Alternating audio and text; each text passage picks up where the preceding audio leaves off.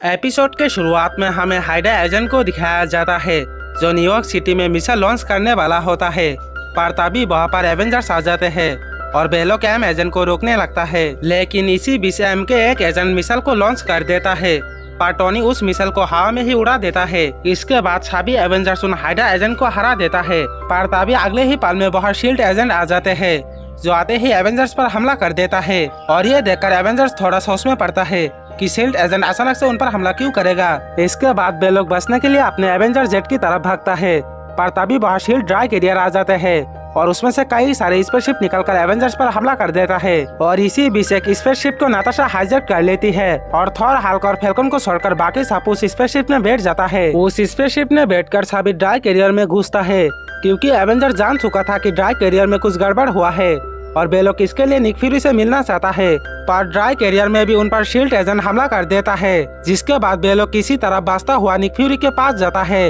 Nick Fury Avengers को देखकर कहता है कि मैं तुम लोग पर इसलिए हमला कर रहा हूँ क्योंकि तुम लोग ने बहुत सारे कानून तोड़े हो और अब तुम लोगों के सजा मेरे बॉस देंगे। और ये कहकर निक फ्यूरी सभी को अपने बॉस से मिलाता है और यहाँ पर हम जान पाते हैं कि निक फ्यूरी के बॉस और कोई नहीं बल्कि मोडोक होता है। दरअसल मोडोक ने माइंड स्टोन को ढूंढ कर निकाला और उसे पहनकर निक फ्यूरी और उसके सारे शील्ड एजेंट को काबू कर लिया। और अब मोडोक माइंड स्टोन की मदद से सभी एवेंजर्स को भी अपने काबू में करने की कोशिश करता है और तभी थॉर के हथौड़ा आकर मोडोक को लगता है, जिससे सभी एवेंजर्स मोडोक के काबू में आने से बच जाता है। फिर हल्क मोडोक को पकड़ लेता है पर तभी मोडोक माइंड स्टोन से हल्क को काबू करने की कोशिश करता है और ये देखकर थॉर लाइटिंग अटैक मोडोक के सर पर करता है, जिससे वहाँ एक ब्लास्ट होता है और सब कुछ शांत हो जाता है। और फिर हम लोग देख पाते हैं कि उस ब्लास्ट से सभी एवेंजर्स की बॉडी एक दूसरे से ट्रांसफर हो गई है। फिर हॉकाई कहता है कि इस ट्रांसफर से सबसे ज्यादा मुझे फायदा हुआ, मैं अब थॉर के हथौड़ा को यूज करूंगा। पर जैसे ही वो हथौड़ा को उठाने जाता है, हथौड़ा उठता नहीं बल्कि वो उड़कर सीधा एसगार्ड चला जाता है। और ये देखकर नाताशा की बॉडी में मौजूद थॉर कहता है कि हथौड़ा को अपने असली मालिक नहीं मिले और इसीलिए वो एसगार्ड चला गया।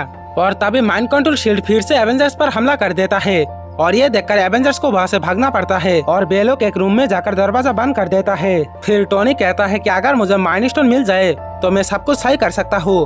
और ये कहकर टोनी शील्ड के कंप्यूटर हैक कर लेता है और उससे पता लगाता है कि मोडोक इस समय कार्गो होल्ड में है। और तभी दरवाजा तोड़कर हल्कबस्टर रोबोट आ जाता है और एवेंजर्स पर हमला कर देता है पर एवेंजर्स यहाँ पर किसी तरह उन रोबोट को हरा देता है। इसके बाद एवेंजर्स कार्गो होल्ड में जाता है। कार्गो होल्ड में बेलोक मोडोक को देखता है जो बेहोश पड़ा था। कैप्टन मोडोक के सर से माइंड स्टोन को निकलने वाला होता है पर तभी ड्राई कैरियर जोर से हिलता है, जिससे कैप्टन मोडोक के सर से माइंड स्टोन को निकल नहीं पाते और मोडोक की बॉडी वहाँ से गायब हो जाता है। और फिर हम लोग असली मोडोक को देखते हैं जो पूरे ड्राई कैरियर को ही अपने कंट्रोल में कर लेता है और एवेंजर्स पर हमला कर देता है। पर हॉकाई यहाँ पर मोडोक के सर पर हमला करता है, जिससे एक ब्लास्ट होता है और मोडोक को ड्राई कैरियर से कंट्रोल छूट जाता है। फिर कैप्टन के बॉडी में मौजूद फैल्कन कहता है कि मोडोक हमारे पीछे पड़ा है, उसने माइंड स्टोन को छुपा दिया है। और यह सुनकर टोनी कहता है कि अब हमें उस स्टोन को ढूंढने के लिए 2 टीम होकर काम करना पड़ेगा।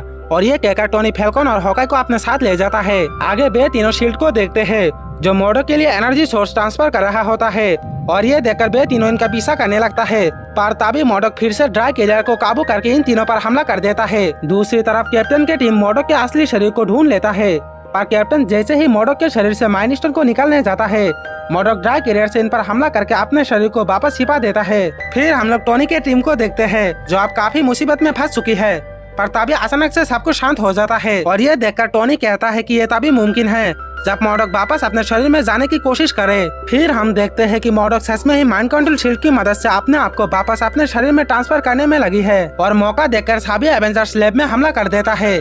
पर मोडोक अभी भी ड्राई कैरियर में ट्रांसफर था, इसीलिए वो ड्राई कैरियर से ही एवेंजर्स पर हमला कर देता है। पर अब यहाँ पर सभी एवेंजर्स अपने काबिलियत से लड़ता है, जिससे बेलोक मोडोक से एक अच्छी खासी टक्कर दे पाता है। इसी बीच टोनी माइंड स्टोन को मोडोक के असली शरीर से अलग करने की कोशिश करता है और तभी नाताशा के बॉडी में मौजूद थॉर कहता है कि मैं हूँ असली थॉर और इनका बेटा मिलोनिर, तुम वापस आओ। और तभी सच में ही मिलोनिर थॉर के हाथ में आ जाता है, जिससे थॉर एक लाइटिंग अटैक सीधा मोडोक के सर पर करता है, जिससे माइंड स्टोन मोडोक के शरीर से निकल जाता है और सब कुछ नॉर्मल हो जाता है। सभी शील्ड ठीक हो जाता है और एवेंजर्स भी वापस अपने शरीर में आ जाता है और फिर मोडोक को गिरफ्तार कर लिया जाता है। और दोस्तों इसी के साथ ये एपिसोड यहीं पे खत्म हो जाती है।